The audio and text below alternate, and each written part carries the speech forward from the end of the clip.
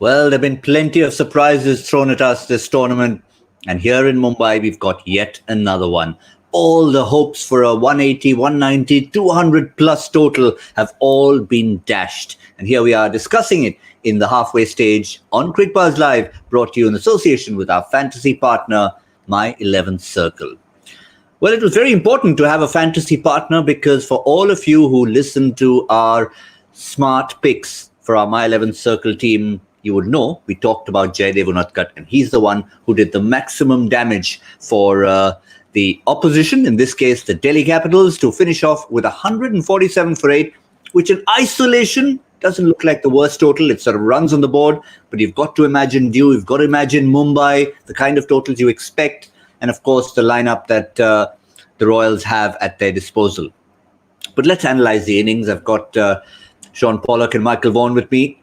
Michael, yes, we did mention Jaydev Unadkat, but I think the real key is, did Delhi expect that?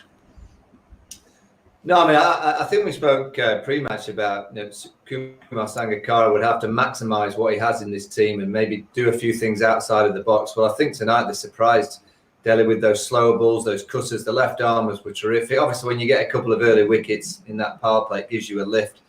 And then all of a sudden, I thought Rishabh Pant was going to play one of those incredible innings. He played nicely for his 50, then the key run out.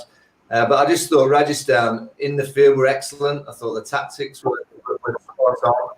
And those slow balls from the left armers were tremendous. So, it doesn't look a big score. We were miles off. What did I say? 205. Polly 195. I think you were around 185.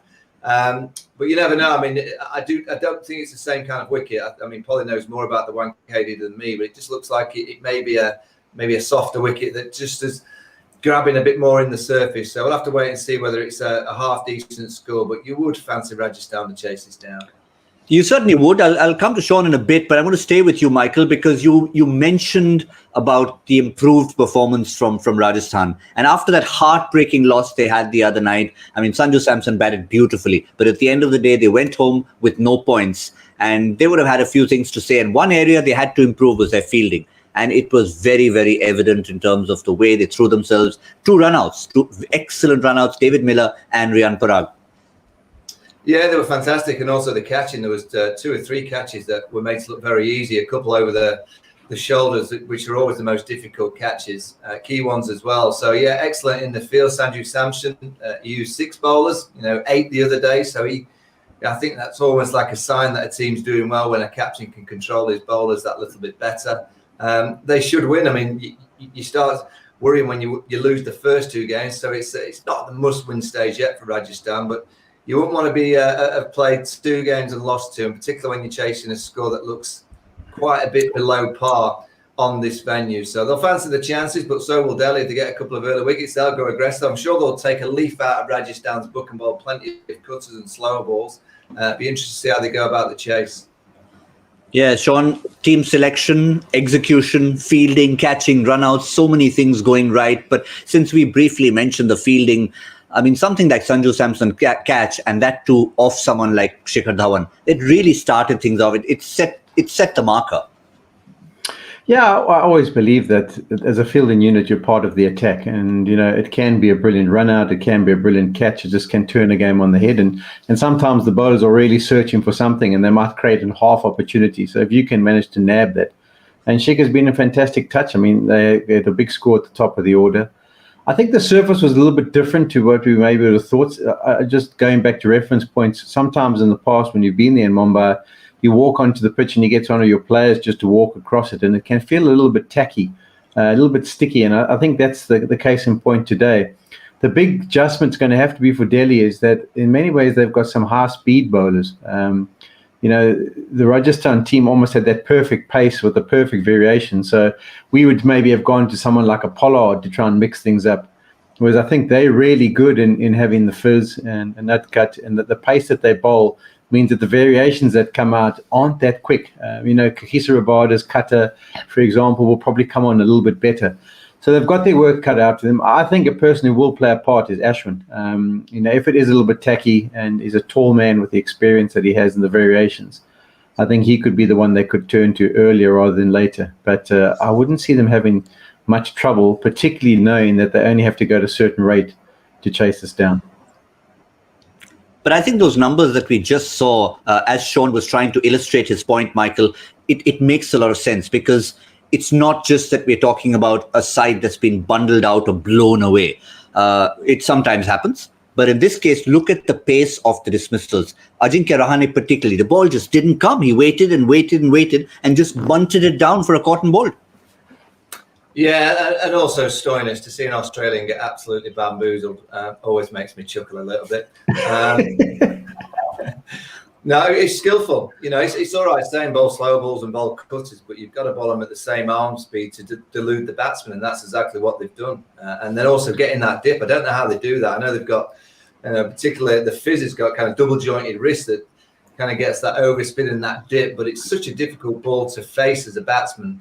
And particularly when there's a little bit of grip in the surface. So they executed it very well. The field settings were excellent as well. That's a key. You know, when you're bowling these kind of deliveries, making sure you've got your right fielders in the right position. But yeah, to see a couple of batsmen bamboozled early by a slow ball, it's particularly the Australian one. It's always quite amusing. It's funny about the Fizz. I think over the course of the tournament, you're going to see these teams really watching some replays of that delivery. The funny thing is he actually shows it quite early. He sort of gets into that grip position quite early, so the batsman will be able to pick it up. When he's bowling the normal seam up, he's sort of there, and he gets into that, that cocked wrist position when he wants to bowl that slow one. But as Michael's saying, the key still is to be able to play it. You know, sometimes as mystery spinners, you can pick the deliveries, but you've still got to play them. And I think his just gets that extra little bit of bounce when he gets it on the right length. And really makes it difficult to deal with. And I don't think Delhi have got anyone who can do that kind of thing. I mean, even a Stoinis, his cutter wouldn't really do something similar. So, yeah, they're going to have to come up with some other ideas. But it was brave, Shaun. When we went to the team selection, Shreyas Gopal had played the previous match for them. Of course, there was a like-for-like swap. Ben Stokes went out and came David Miller. But in terms of getting in a third left-arm seamer, you tell yourself, look, we've got the Fizz, we've already got Sakaria. They were brave enough to go with Unadkat, saying, well, it may look more of the same, but if he's skillful, let's use it. Yeah, it was an inspired selection. And not only that, he got some nice swing up front too. In the first over or two, he got a few to break through the inside edge and just gave them enough to think of. I think he's always been a guy who's been able to hit areas. That's always been a strength of his. He can get on some really flat ones, and then it becomes cannon fodder. You can just sort of stand and deliver. But on the surface today, he got swing through the air, a little bit of nip once it pitched, and the slow balls looked like they were gripping. So in many ways, it was the perfect surface for him. And I think they did a great job of bowling him out early. He was on his lengths, and everything was good. And there's no need to try and save him for the back end. I think what they did was a superb tactical decision. But interesting, we are just eavesdropping and checking on the Cricbuzz app to see what Unadkat said, because they got him for a quick chat mid-innings. And he said he's been waiting for this game to be selected. Though he did say very strangely that he felt the track was similar to the first game. There was good carry. The ball was moving a tad. The plan was not to give them pace, which obviously we've seen that. But if, according to Jayadev Unadkat, the track is similar, it means they've obviously done really well to vary their own offerings, as it were, Michael.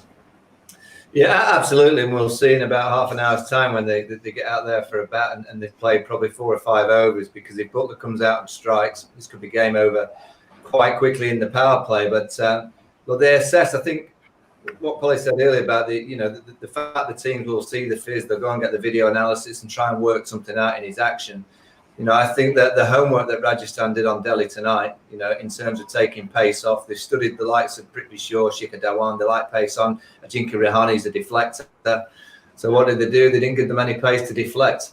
So it was smart tactics. The execution was excellent. And as I said, Sanju Samson, I thought in the first game he was captain behind the stumps. I didn't feel like he had control. It was a better pitch and the ball was travelling everywhere. But I thought it looked like a lift in your own mindset. I thought he was excellent behind the stumps. And that catch early on to get rid of Shikhar Dhawan, that was some grab. That sets the tone. So we mentioned about Sangakkara at the start. And I think, if you think about it, Ricky Ponting would never, ever have gone into a strategy of trying to take pace off a delivery in many of one days he played. Whereas Sangakkara, many a time, would have relied on the Sri Lankan team trying to give them no pace to work with on slower surfaces. So, yeah, I definitely think the homework was done, as Michael said, and I think they stuck to their game plans brilliantly. Let's remind you of that brilliant performance from the Rajasthan bowlers. This is what they did. This is the reason why Sanju Samson looked so good. And even though Chetan Sakaria wasn't quite, the honeymoon phase was over from that first game, Unatkat, 3 for 15, was outstanding. The other bowlers went for a few, but it was a bit of control. Chris Morris, well, apart from that one wicket, slightly disappointing, as we already mentioned. The two leg spinners, part-timers in a sense, Riyan Parag and Rahul Tewatia, between them 43 runs in their 5 overs. So they did get something on the board, did Delhi. A quick look at the Rajasthan lineup. Obviously, plenty Michael Vaughan in terms of personnel. Right from the explosive start, Manan Vora, we know one way he goes. Jos Buttler now will be enjoying being promoted up the order. And then you've got Samson, Miller, Parag, Dubey, Morris, Tewatia. Yeah, I mean, there's plenty there. If one of that top 4 goes and gets a decent score or a 70 plus, you feel like the game's done and dusted. They'll come out hard. You have to in the first 6 and try and get ahead of the game, but they've just got to be careful that they don't lose 2 or 3 early ones, and allow Delhi back into the contest. I think Butler's a key. He always is in any white ball game. If Butler plays, generally his team wins, and he hasn't been in great form. He hasn't really looked like he hit a few boundaries, 4 in 4 off the other night in the game. But you kind of look at him and think, is he in the form of his life? No. Can he turn it around tonight? Absolutely, because he's that kind of play. He's just got a tendency at the minute, that head's just falling over to the offside. He's just losing his balance somewhat. If he can stay upright and in his stance nice and tall, I'm pretty sure on this kind of wicket, he can have an explosive evening. But they've got enough in terms of batting. It's just whether, Delhi can get those early wickets, put them under a bit of a pressure. When you haven't won the first game, obviously this becomes that little bit more important. So I still feel it's a below par score, but I don't know. I just feel like seeing lower scores in Chennai get defended. I just feel there might be a little twist in this game because of the Rajasthan situation. Well. We might end up having an England-South Africa combination opening the bowling unless they go with an Ashwin. Chris Woakes with the opening over. Shaun Pollock to finish with the role of Kagiso Rabada. He can bowl people out with his pace. What is his role here? Yeah, he definitely can, and he was in pretty good touch before he left to come over to the RPL. And they've got the plenty bowling options, haven't they? They've got the Woakes, they've got Curran. I'm just a bit surprised that an Australian signed so many Englishmen into his side. But we'll see how they go and see whether they can perform. But, it's going to be interesting to see their strategy.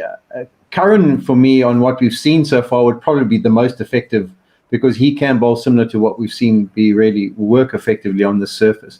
But I do think they'll for the first 2 or 3 overs, they'll probably try and run in, hit a deck as hard as possible and see if they can create a few opportunities and maybe get a few edges.